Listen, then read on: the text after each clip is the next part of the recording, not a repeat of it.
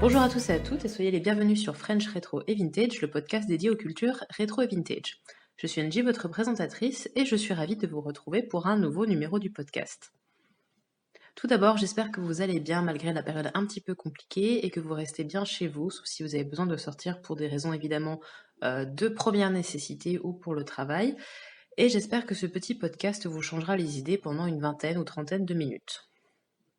Pour commencer, je vais faire un peu ma propre publicité puisque le mois dernier j'ai sorti un épisode hors série du podcast qui était consacré à Peaky Blinders et le podcast n'a pas vraiment beaucoup circulé, beaucoup moins que d'habitude en tout cas, et je voulais donc le rappeler en début de cet épisode si jamais vous n'avez pas eu l'occasion de l'écouter.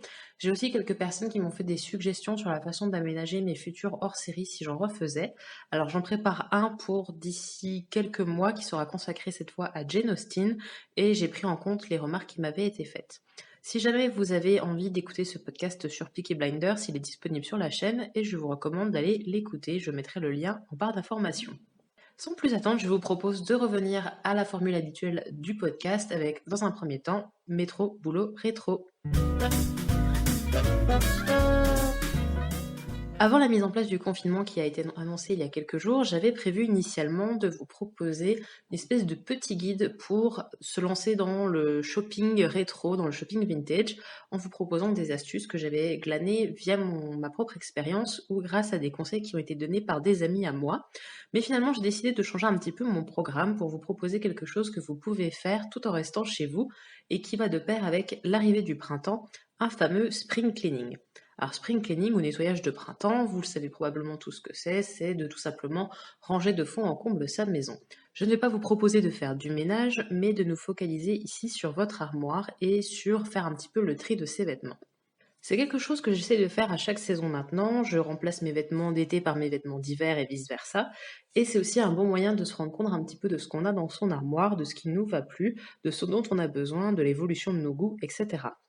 J'ai eu l'occasion dernièrement de lire beaucoup d'articles et de voir pas mal de vidéos à ce sujet et je voulais vous proposer mon propre ressenti là-dessus, ma propre expérience et une petite façon de vous occuper en cette période où l'ennui peut être vite là si on n'a pas grand-chose à faire. Le spring cleaning, qui peut se faire à d'autres périodes de l'année, pas forcément au printemps, est une bonne façon de se faire une idée de ce qu'on a dans sa garde-robe et d'avoir des idées très claires de ce qu'on a, de ce qu'on veut, de ce dont on a besoin.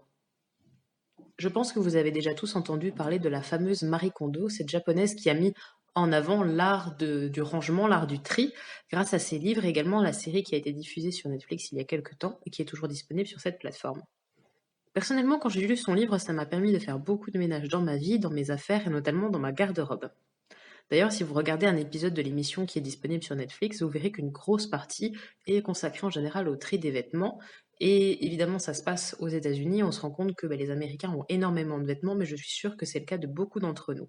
Donc j'espère que ce petit épisode entre guillemets de ménage ou de tri va vous aider et va vous plaire. Je vous propose de passer un petit peu à mes astuces et mes étapes. La première chose, avant même d'ouvrir vos placards et de jeter vos vêtements partout pour les ranger, c'est de faire une espèce de petite liste mentale ou sur votre téléphone ou sur un papier pour définir vos essentiels du quotidien. Je pense que c'est important d'avoir une idée précise de ce qu'on aime, de ce qu'on veut et surtout de ce dont on a besoin. Vous pouvez diviser cette liste en plusieurs catégories, par exemple une catégorie travail, une catégorie loisirs, une catégorie week-end si vous n'avez pas l'opportunité de porter du vintage ou du rétro la semaine à cause de votre travail, et de noter pour chaque catégorie un peu les éléments essentiels dont vous avez besoin. Par exemple, est-ce que pour le travail ou pour le quotidien, vous avez besoin de jupe? Est-ce que vous avez besoin de blouse? Est-ce que vous avez besoin de pantalon? Et si oui, de quel type de pantalon, de quel type de jupe, etc. Ça vous permet d'avoir une idée à peu près précise de ce dont vous avez besoin et ça vous servira également pour la suite de cette petite expérience. Faire cette petite liste, c'est aussi un bon moyen de voir l'évolution de vos goûts. Par exemple, quand je me suis lancée dans la mode rétro et vintage, j'ai acheté pas mal de choses que j'ai trouvées sur des sites de reproduction comme Elle Bunny ou Collective Clothing. Et à l'époque, j'ai aussi beaucoup acheté de choses qui étaient surtout en solde et donc peu chères pour me constituer très rapidement une garde-robe.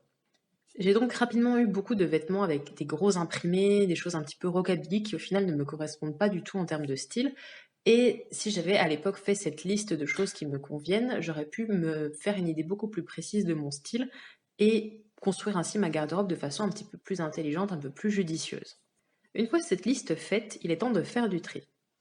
Je vous propose de trier vos vêtements en deux catégories que nous allons ensuite subdiviser. Tout d'abord, il y a la catégorie de ce que vous portez, les vêtements que vous mettez fréquemment, et les vêtements que vous ne mettez jamais. Une fois cette division faite, commençons par nous pencher sur les vêtements que vous mettez. Avant de les ranger directement dans votre placard, je vous conseille de faire un petit tour de l'état des lieux de vos vêtements. En effet, il est important de regarder régulièrement l'état des vêtements que l'on met souvent pour s'assurer qu'ils ne sont pas en passe de s'abîmer ou autre chose. Par exemple, si je constate qu'une jupe ou un pull a un petit accroc ici ou là, je peux vite le réparer avec un petit point de couture et ça évite de se retrouver plus tard avec un gros trou qu'on aurait pu éviter. Faire ce petit état des lieux est donc très intéressant puisque ça vous permet de garder vos vêtements plus longtemps et ça vous permet aussi d'éviter de faire du gaspillage. Vous trouverez sur YouTube et sur les blogs de nombreuses astuces pour conserver vos vêtements dans un état aussi correct que possible. Vous avez donc par exemple tout simplement le fait de faire un petit peu de couture ici et là, de refaire un ourlet si besoin. Pour les pulls par exemple qui peuvent boulocher ou certaines matières qui peuvent faire cet petit effet de petites bouloches, utilisez par exemple un rasoir ou une pierre spéciale pour passer sur vos vêtements afin d'éviter cet effet pas forcément très esthétique peut vous permettre d'entretenir votre vêtement et de le garder plus longtemps. En faisant cet état des lieux des vêtements que vous mettez, regardez également si vous avez des doublons. Est-ce que vous avez beaucoup de chemises dans le même style? Est-ce que vous avez beaucoup de jeans exactement pareils? Est-ce que vous avez beaucoup de robes qui se ressemblent, de jupes qui peuvent être mises l'une à la place de l'autre? Si oui, peut-être est-il le moment de faire un peu la place dans ce que vous avez. Alors bien évidemment, si vous avez un travail qui vous fait porter des vêtements qui doivent être très similaires, par exemple si vous avez besoin d'une sorte d'uniforme ou si vous travaillez dans un métier du service public qui fait que vous devez porter un tailleur tous les jours, il est évidemment intéressant d'avoir plusieurs doublons. Par contre, si vous avez vraiment trop de doublons d'un même vêtement, peut-être qu'il est temps de faire du tri et de vous rendre compte de ceux que vous préférez et de ceux que vous ne mettez pas tant que ça finalement, ou de ceux qui pourraient être substitués par autre chose, et de les mettre de côté pour faire un troisième tas dont je reparlerai un petit peu plus loin. Donc voilà pour les vêtements que vous mettez. Donc ceux que vous mettez et qui sont en bon état ou que vous avez déjà réentretenus un petit peu, vous pouvez les ranger, les mettre de côté, c'est tout bon. Penchons-nous maintenant sur ce que vous ne portez pas. Tout d'abord, pourquoi est-ce que vous ne portez pas ces vêtements? Alors il peut y avoir plusieurs raisons. Si le vêtement n'est pas à votre taille ou abîmé, mettez-le de côté avec les autres vêtements dont nous avons parlé tout à l'heure, qui sont les doublons dont vous ne voulez plus ou que vous pouvez utiliser pour d'autres choses. Pour ce qui est des choses qui vous vont et que vous ne portez pas, il peut y avoir plusieurs raisons. Est-ce que c'est par exemple des cadeaux qui ne vous plaisent pas? Est-ce que c'est des vêtements que vous avez achetés pour une occasion et que finalement vous n'avez jamais réutilisés? Eh bien, il y a peut-être une façon de réutiliser ces vêtements que vous ne connaissez pas forcément. Une vidéo que j'ai trouvée très intéressante et que j'ai vue récemment est celle de la chaîne de Loepsy, qui est une youtubeuse, je crois, des Pays-Bas, qui a fait une vidéo dans laquelle elle ne portait pendant une semaine que des vêtements qu'elle ne mettait habituellement jamais et qui étaient pourtant dans son garde-robe. J'ai trouvé cette vidéo très intéressante puisqu'en fait elle essayait à chaque fois plusieurs façons d'utiliser ce vêtement et au final sur tous les vêtements qu'elle a essayé, elle s'est rendue compte que la majeure partie d'entre eux étaient des vêtements qu'elle pouvait reporter et qu'elle aimait à nouveau. Je pense que cette petite expérience peut être sympathique et peut être un bon moyen pour vous de vous rendre compte si vous ne pouvez pas intégrer ces vêtements que vous laissez de côté dans votre garde-robe du quotidien. Par exemple, souvenez-vous de la fameuse liste des essentiels dont nous avons parlé au début du podcast. Peut-être que vous êtes noté dans cette liste d'essentiels qu'il vous fallait une blouse pour une occasion spécifique ou pour le travail ou etc. et que vous pensiez ne pas l'avoir dans votre garde-robe. Au final, en faisant ce tri, peut-être que vous trouverez un vêtement qui pourra rentrer dans cette catégorie d'essentiels que vous ne pensiez pas avoir. Essayez ces vêtements qui étaient délaissés et essayez de voir s'il n'y a pas une façon de les accessoiriser ou de les porter qui peut peut-être faire que ces vêtements rentreront dans votre quotidien et ne seront plus relégués au fond du placard.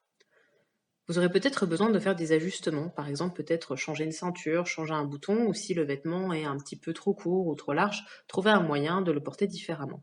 Vous pouvez aussi vous lancer dans du DIY avec peut-être de la teinture. Si par exemple vous avez une chemise blanche que vous voudriez avoir en grise, peut-être essayer avec de la teinture pour vêtements.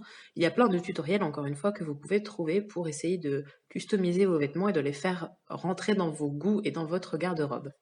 Si après avoir fait cette petite expérience, il y a des vêtements que vous souhaitez du coup garder et que vous pourrez rentrer dans votre routine, vous pouvez également les ranger. Vous vous trouvez donc maintenant avec une troisième pile qui est celle des vêtements que vous ne portez pas et que vous n'avez plus l'intention de porter. Il est temps tout simplement de leur dire adieu et de trouver un autre moyen de les utiliser.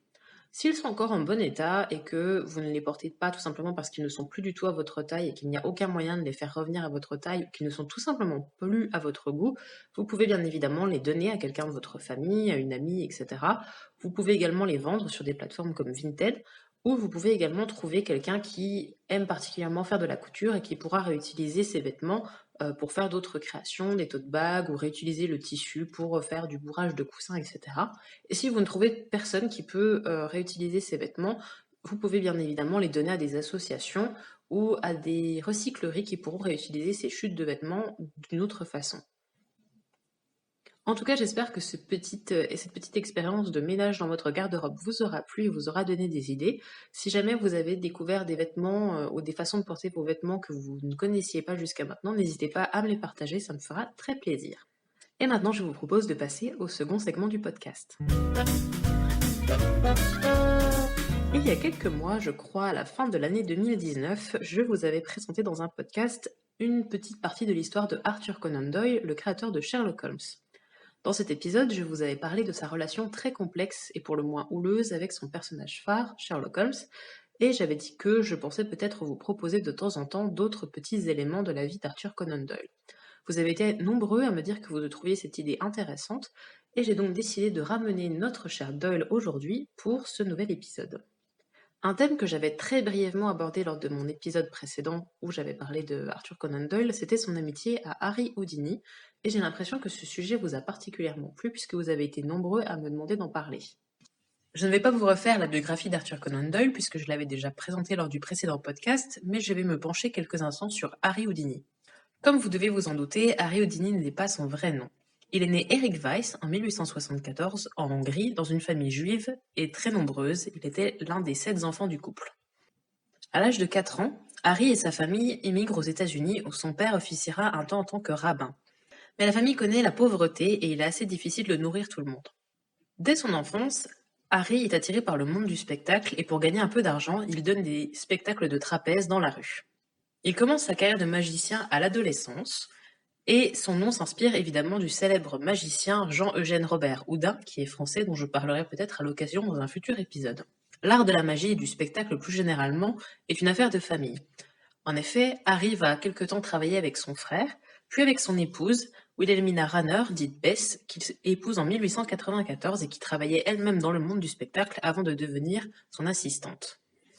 Je ne vais pas entrer davantage dans les détails sur la vie de Harry Houdini puisque j'aimerais lui consacrer un épisode dans le futur, mais je vais vous parler maintenant de son amitié avec Arthur Conan Doyle. C'est une amitié qu'on pourrait qualifier d'un petit peu surprenante de prime abord. En effet, Arthur Conan Doyle a 15 ans de plus que Harry Houdini, ils vivent sur des continents différents et ils ne travaillent absolument pas dans le même univers. Ils se rencontrent en 1920 et très vite une amitié assez forte s'établit entre les deux hommes. Si vous cherchez sur internet, vous pourrez trouver plusieurs clichés pris entre les deux hommes et il y a même des lettres qui ont été échangées entre Arthur Conan Doyle et Harry Houdini qui peuvent être retrouvées. Je crois que j'en ai vu certaines dans des biographies d'Arthur Conan Doyle que j'avais notamment lues lorsque j'ai préparé mon mémoire de recherche il y a quelques années. En tout cas, c'est une amitié qui était assez forte et les deux hommes exprimaient régulièrement leur admiration l'un pour l'autre. D'ailleurs, il est intéressant de noter qu'encore aujourd'hui, cette amitié inspire et intrigue, puisqu'il y a eu, il y a quelques années, une série télévisée qui s'appelait Houdini et Doyle, si je ne me trompe pas, qui comptait une dizaine d'épisodes et qui mettait en scène les deux personnages dans une série d'enquêtes policières.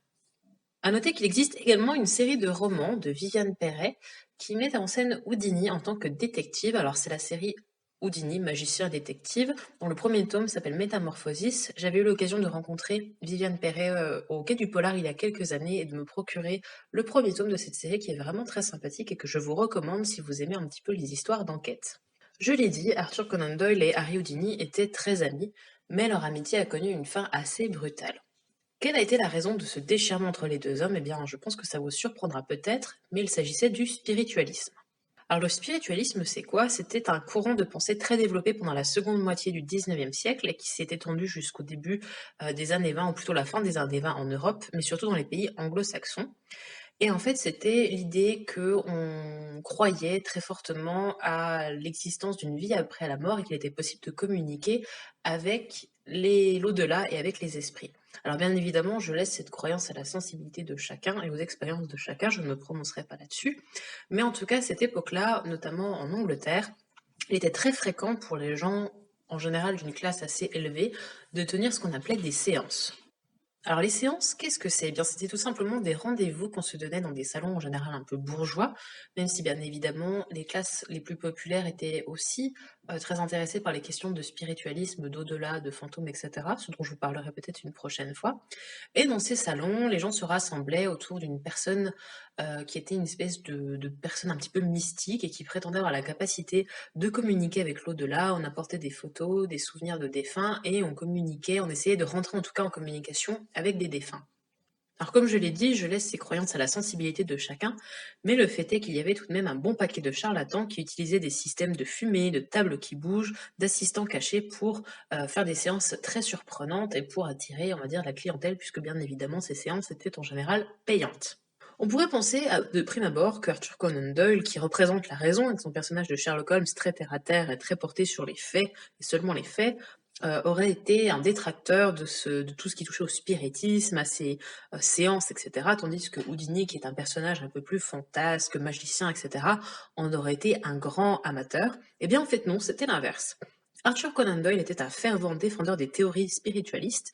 Il était un grand amateur de spiritisme, il participait énormément aux séances, tandis qu'Houdini avait le spiritisme en horreur.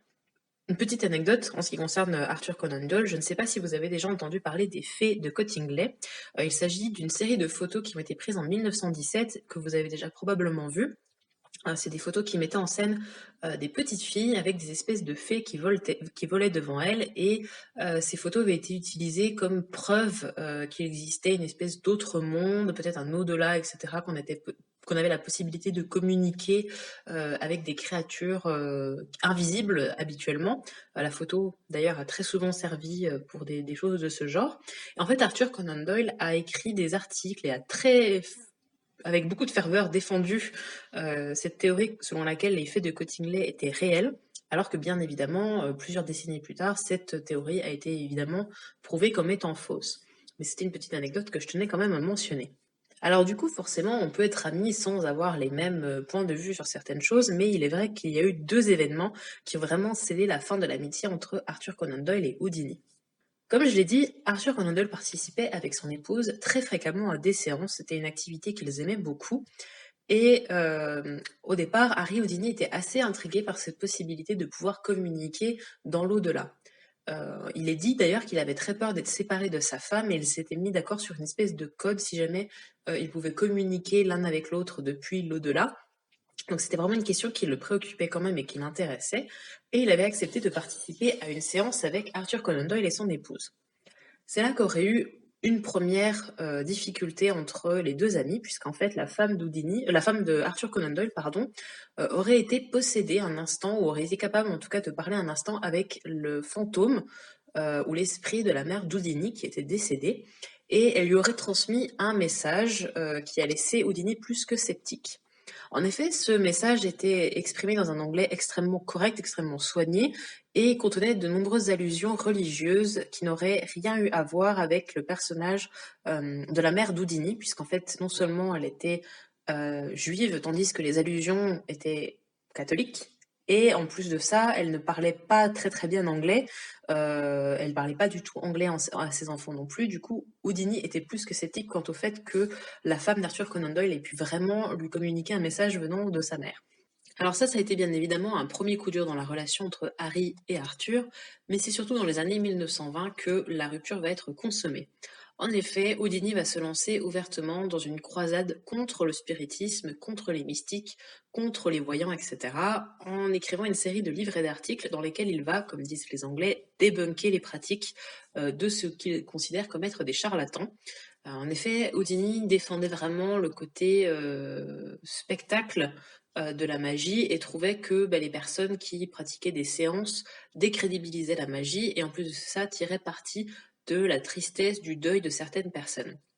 Il avait lui-même, quand il était plus jeune, fait des séances pour gagner de l'argent et il avait extrêmement honte d'avoir fait ça et d'avoir profité de la faiblesse de ces personnes, et c'est pour ça qu'il s'était lancé dans cette croisade, que Arthur Conan Doyle, dont on connaît l'ego un petit peu surdimensionné, voilà, il n'a pas du tout apprécié ça, lui qui, à l'inverse, essayait tant bien que mal de prouver que c'était des choses réelles, qu'il ne s'agissait pas de charlatanisme, etc. Donc clairement, entre les deux, l'amitié n'était plus possible, et c'est vrai que mutuellement, ils ont toujours assez mal vécu le fait de s'être brouillés, et ça a été très difficile pour eux de se remettre de cette rupture amicale. En tout cas, j'espère que ce petit morceau de la vie d'Arthur Conan Doyle vous aura plu. Je vous reparlerai très certainement de lui dans un futur épisode, puisque j'ai encore plein de thèmes que je souhaite aborder. Et je vous reparlerai probablement dans un futur épisode de magiciens, comme Harry Houdini bien sûr, mais également Houdin dont je vous ai parlé un petit peu plus tôt. Et je pense que j'en profiterai pour vous parler de films qui peuvent être intéressants, comme Le Prestige, dont une partie, je pense, est très inspirée par le personnage d'Houdini. Et si ça vous plaît, ben, n'hésitez pas à me le faire savoir, et je ferai donc un épisode sur ce sujet-là.